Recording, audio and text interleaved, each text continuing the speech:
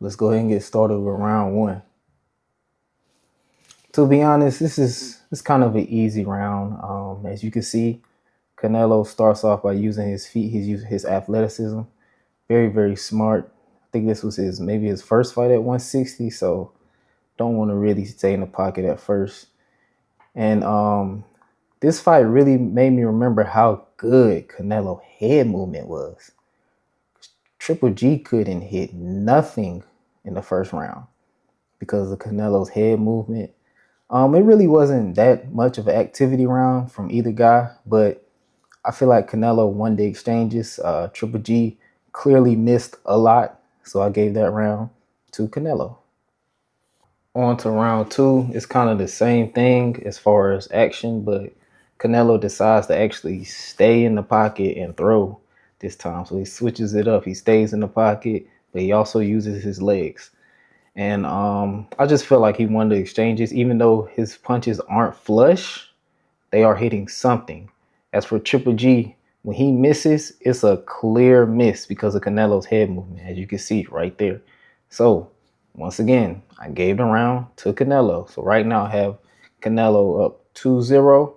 But one thing I would like to note is I think these last 10 seconds of round two changed the fight because that's when Triple G finally found his range. On to round three.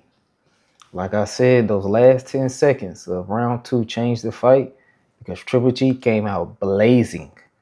He was like, man, forget this. I'm just going to throw. We're going to be in the pocket and we just going to exchange. Whoever get the best of each other, get the best of each other. Now, this was way more action-packed. Now, round three, I'm going to be honest. I think they both was landing the same punches. I think Triple G was getting some in, but he was also hitting arms, shoulders, things of that nature. He was getting blocked. Same thing with Canelo. Canelo was getting some in, but he was hitting arms, shoulders. He was getting blocked. He was missing. They both were missing. The first two rounds, you could tell Triple G was missing way off the mark more than Canelo was. But this round, it was kind of harder to score because they both weren't really missing, but they both was also getting their stuff in. So honestly, I think this might have been the most swing round in the fight. The only reason I gave it to Canelo, only because he had the two eye-opening punches to me. That was just, I would say, most effective, but it really wasn't effective to Triple G. Like, neither of these guys got hurt, but I would say it was most effective, I guess. One was the straight, and the other one was an uppercut.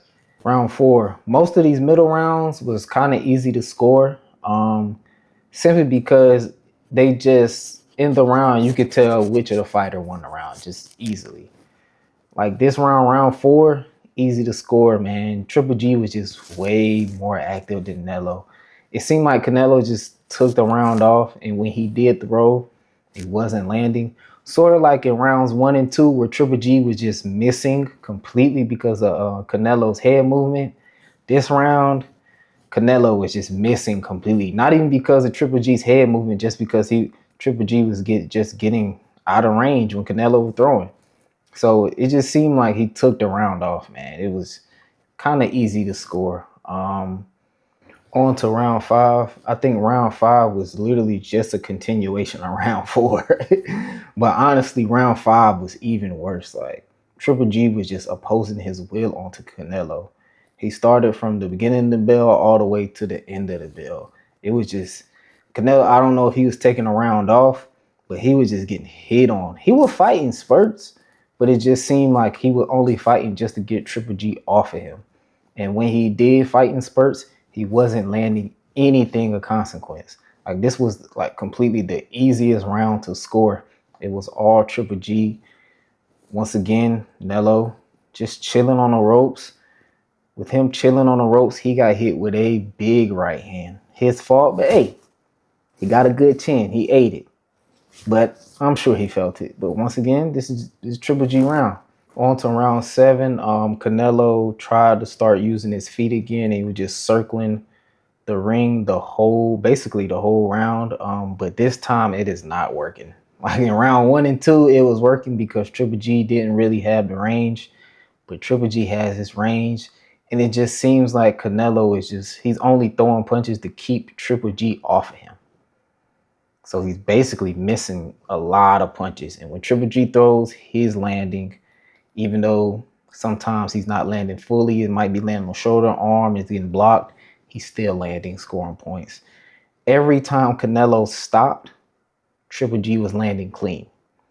So that was a pretty easy round to score again. I gave that round to Triple G. Round 8, Canelo starts to move around for the first, I say, minute of the round, but he finally decides to move forward for the whole second minute and just trade with him.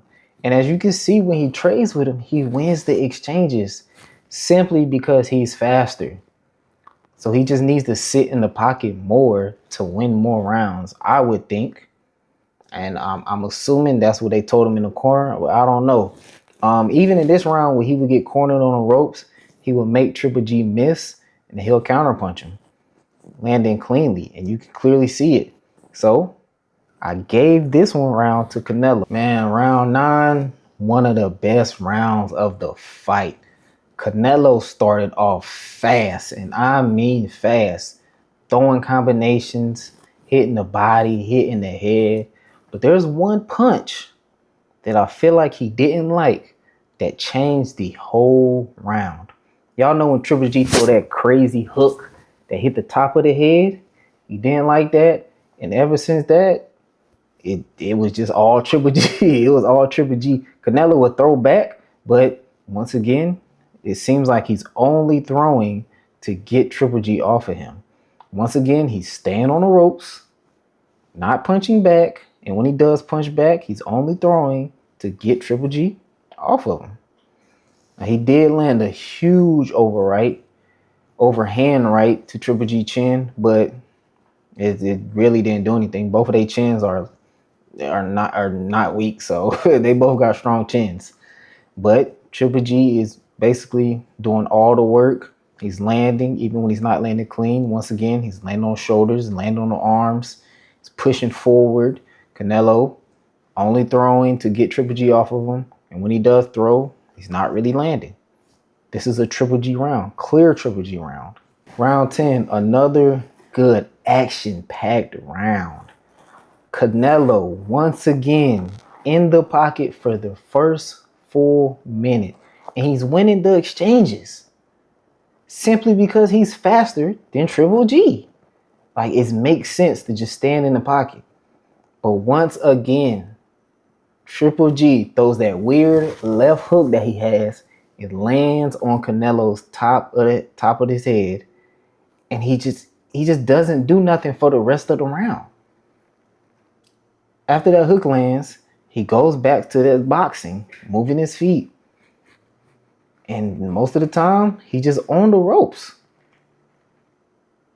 And he doesn't throw as much as Triple G. He's not landing as much as Triple G. But like I said, he won the first full minute. He was in the pocket. But he stopped being in the pocket after that punch land. So I got to give this round to Triple G. Round 11 was a good action-packed round. This was kind of a swing round to me, not as much as round 3. But I did think this was also a swing round simply because they're both getting their stuff in. Both of them. But Triple G is more of the aggressor this round, and his punches are landing at a higher rate this round, I would think. He's also sneaking some stuff in there, but I think Triple G is sneaking his stuff in there even more. So I'm going to give the round to Triple G. Round 12. Now this is like the easiest round to score. It was all Canelo this round. Simply because he did what he was supposed to do. He stopped boxing and he just stood toe-to-toe in the pocket with Triple G. That's what he was supposed to do the whole fight. I'm not mad at the game plan he had, but it didn't really work a lot of the fight. But the round 12, when he was just getting his stuff off in the pocket, he was winning simply because he's faster than Triple G. He's just faster, more explosive. I guess he didn't want to get hit by Triple G. I don't know if his coaches didn't want him to get hit by Triple G. I don't know if they thought Triple G needed his feet planted to throw punches. Triple G really don't need his feet planted to throw punches. He can walk and throw punches. So maybe that's what it was. But Canelo stayed in the pocket and he clearly won this round. He'll throw a 10-piece and Triple G wouldn't even throw nothing back simply because he was just trying to be on the defense. This is the round that caused the draw. If Triple G went out there and won the round, he would have won the fight.